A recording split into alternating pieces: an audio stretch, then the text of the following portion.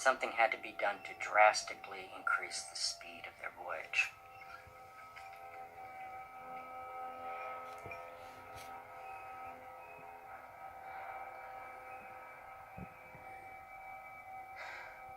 There was a rogue mathematician who kept the secret of a breakthrough invention to himself.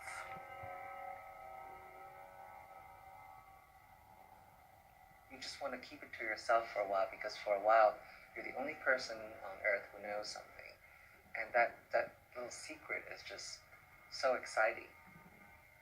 But then, of course, you want people to know, and you want people to start using it.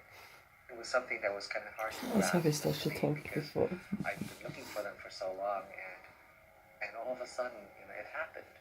And moreover, then, the theory just really started rolling, looking at asteroids, comets, and how the whole solar system is controlled in many ways by these chaotic tunnels.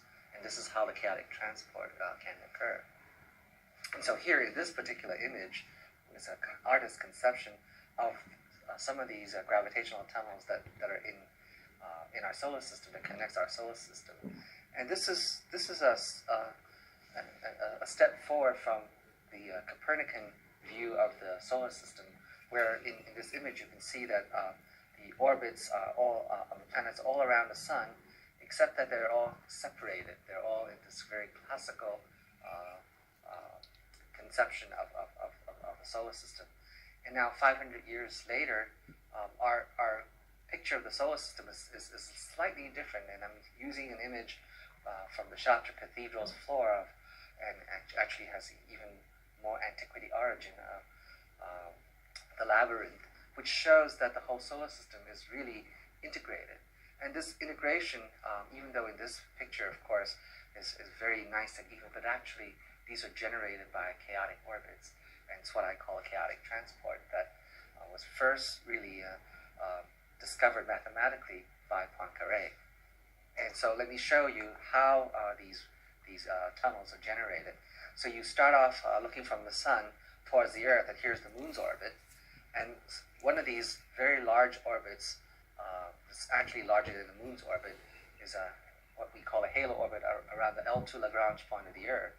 And it is a gateway that's invisible. So each time you look at the sun or you look at the moon, you actually are looking at these gateways that are invisible. And they provide these free transport through these huge tunnels. Now this little animation will show you how the tubes of the Earth and the tubes of the moon interact to provide these low energy transport, so that we can actually conceive of putting a space station around the moon's Lagrange points in either L1 or L2, where it's very easy for astronauts to get to the moon and also come back to Earth. But at the same time, they can service missions deep in space. So for example, in this case, we're going to look at how from the L1, the lunar L1 station there, send a spacecraft to the Sun-Earth L2, which is 1.5 million kilometers. And from there, you could actually deploy it and have it go to Mars and so on. So this yellow dot represents one of these space stations.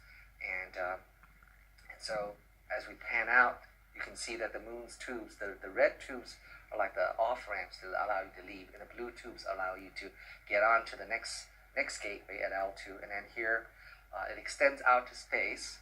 And here's the Earth's on-ramp, Earth going to L2. And so that when these tubes intersect, that's when you get these free transport. But from here, you could also deploy to the other parts of the solar system. And so that this offers opportunities that we don't have from just looking at Keplerian orbits. In the same way, in the future, using string theory, we're going to have much more powerful tunnels that will allow us to perhaps go through space-time. And that then is the possibility of going to the stars and to the galaxies. Now, let me jump. And so here's a conception, like an artist's conception.